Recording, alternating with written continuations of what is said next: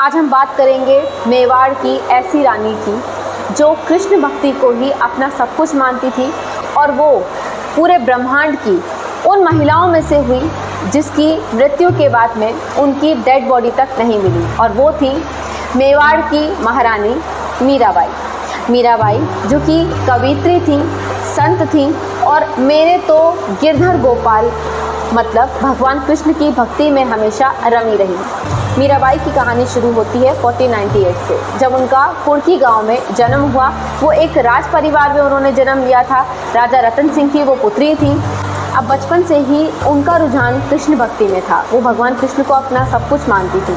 लेकिन एक समय आता है जब हर लड़की की शादी होती है, उसी तरह से मीराबाई की भी 14 साल की उम्र में मेवाड़ के राजा भोज से शादी करा दी गई। वो मेवाड़ की महारानी बन गई, लेकिन उनका रुझान किसी भी राजसी कार्यक्रमों में, राजसी कार्यों में नहीं हुआ करता था और उनका परिवार सूर्यवंशी परिवार था। लेकिन वो हमेशा भगवान कृष्ण की भक्ति में रहती थी और ये बात उनके ससुराल वालों को कभी पसंद नहीं आती थी, क्योंकि वो सूर्यवंशी थे। हालांकि उनके पति भोजराज उनकी भक्ति को सराहते थे और उनकी भक्ति को समझते थे। यहाँ तक कि राजा भोजराज ने जो मीराबाई का प्यार था भगवान कृष्ण के लिए, उसको सराहते हुए उनका एक मंदिर भी बनवाया। मतलब मीराबाई और भगवान कृष्ण का उन्होंने एक मंदिर भी बनवाया।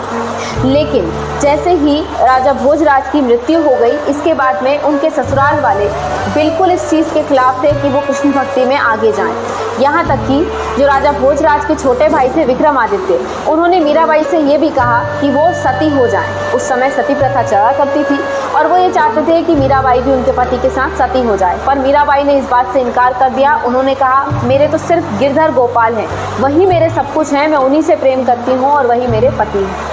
लेकिन ये बात उनके ससुराल वालों को कभी भी एक्सेप्टेड नहीं थी।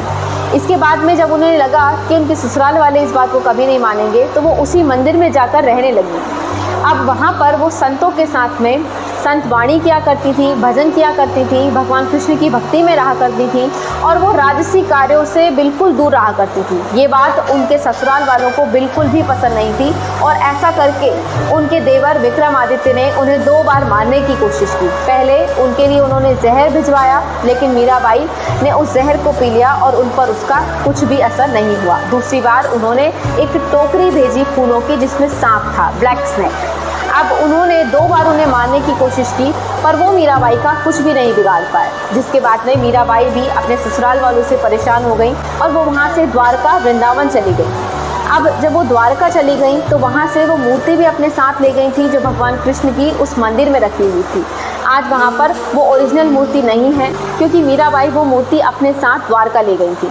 अब इसके बाद में मीराबाई वहीं पर अपनी भक्ति किया करती थी और जो मीराबाई का मंदिर मेवाड़ में चित्तौड़गढ़ में बना है, उसी के पास में उनके गुरु संत रविदास का मंदिर भी बना है। वो पहले अपने गुरु संत रविदास की पूजा किया करती थी, इसके बाद में वो भगवान कृष्ण की भक्ति किया करती थी और इसी तरह से मीराबाई का जीवन चलता था। मीराबाई के भजनों का, उनकी भक्ति का उस समय लोगों पर ये प्रभाव पड़ा कि उसने उस समय के भक्ति मूवमेंट को, जो भक्ति मूवमेंट उस समय चला करता था, उसे आगे बढ़ाने में, उसमें प्रभुत्वता डालने में काफ़ी ज़्यादा मदद की। मीराबाई भक्ति रस की, भक्ति समय की एक बहुत बड़ी कवित्री थी, जिन्होंने अपनी पूरी ज़िंदगी भगवान कृष्ण के लिए समर्पित कर दी, उनके प्रेम के लिए समर्पित कर दी। और ऐसा कहा जाता है कि जिस समय वो मंदिर में भगवान कृष्ण की पूजा कर रही थी, उसी के बाद में जैसे ही मंदिर खुला तो सभी ने देखा कि मीराबाई की साड़ी भगवान कृष्ण से लिपटी हुई थी और मीराबाई वहाँ नहीं थी। आज तक भी ये बात कोई नहीं जान पाया कि मीराबाई कहाँ चली गई। वो भगवान कृष्ण में ही समा गई और यही था भक्ति काल की एक महान कवियत्री संत मीराबाई का जीवन परिचय।